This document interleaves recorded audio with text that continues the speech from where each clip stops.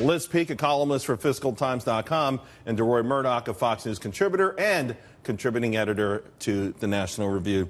All right, Liz, let's talk first and foremost broad pictures tonight. President Trump, you've got dinner with 6 senators, 3 Republicans, 3 Democrats. What's the purpose of that?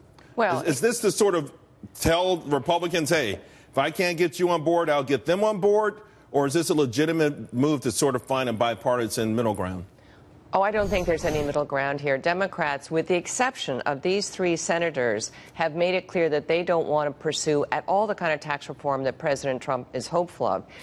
He wants, for example, to cut rates across the board, including for the top 1%, not because the wealthy need a handout. I think we can all agree that's not the case, but because most or many small businesses file as individuals. He wants relief for businesses that employ under 500 people, let's say. This is the way he's going to deliver it. And the Democrats have made clear in the letter they send to the White House, they will have none of it. So these 3 are the only ones who didn't sign on to that letter.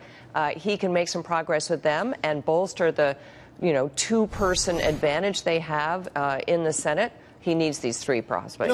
But speaking of business, Deroy, there's this sense that the Republicans who had always sort of marched hand in hand with big business are over a barrel because you think about Bannon, for instance, Steve Bannon, the nationalism, economic nationalism, and populism.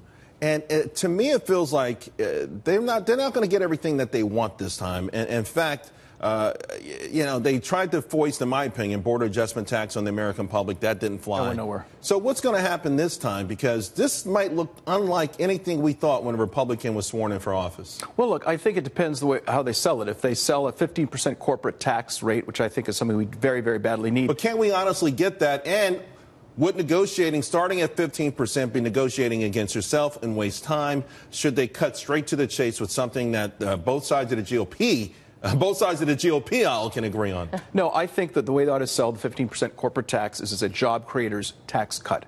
And focus on the fact that if a company has a 15% corporate tax rate and doesn't feel the need to go to China and it can expand here rather than pack up and leave the country, that's a populist benefit because that means people who they could so what consider happens hire to conservatives? Stay there. Today, the audience should know. People. That's the audience it's a positive thing for know today that our national debt finally cracked through $20 trillion a day. This is not going to make it easy for fiscal conservatives, Freedom Caucus members to go with any kind of tax that, even if you are a believer in supply-side economics, will increase the debt at least initially. No question about it. And the $20 trillion is just a huge round number that is going to grab everyone's attention. On the other hand, the only possible way that we can meet our obligations, our Social Security and Medicare and Medicaid obligations, which are basically growing out of control and outside anyone's expectations, is through growing the economy. Absolutely. And already we're seeing an acceleration.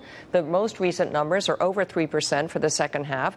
That's really good progress. But the only way we're going to grow beyond that is through tax cuts. And I agree. The corporate tax cut thing is very important. We're not going to do 15. Ryan's talking 22, 23. My guess is that's pretty reasonable. You say that's way too high. It is. Look, what I hate to see Republicans do is negotiate with themselves. They should hold out for 15%. And in the conference committee at 4:30 in the morning, when this thing is really down to the wire, maybe they say, all right, we'll do 18. You don't say, okay, 15, 22.5. Orrin Hatch says 25. Pretty soon you're up to 30. And then they'll say, let's cut it from 35 to 33. Republicans need to stop negotiating with themselves, hold a hard line, and only cave in at the very end if they must, not cave in before there's even a bill written yet. Speaking of populism, there's a report out today. Median income last year finally hit a new high since 1999.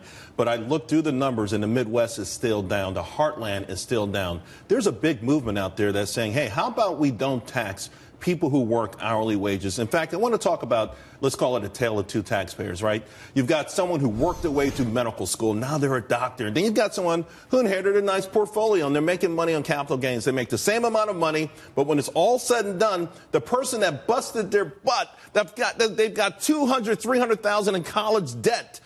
They end up paying a 34% rate, and the person that inherited the money pays 14%.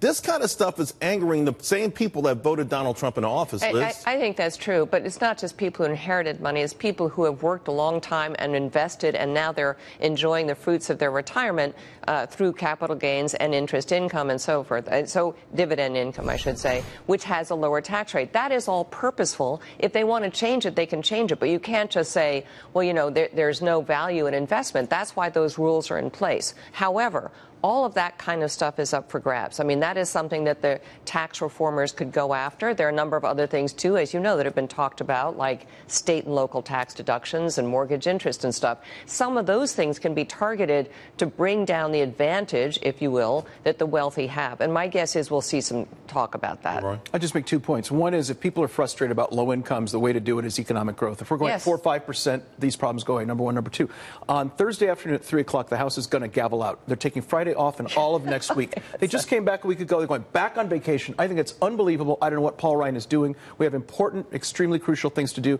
And the House of Representatives is going back on vacation on Friday and all of next week. It's doing. All you hear about is how there's no time for anything. Oh, so my God. It's the last amazing. minute. We need all this time to work. And then they're going back on vacation again. I find that appalling, but obviously, and truly disturbing. This is obviously a serious hurdle, because if it wasn't, it would have been done already.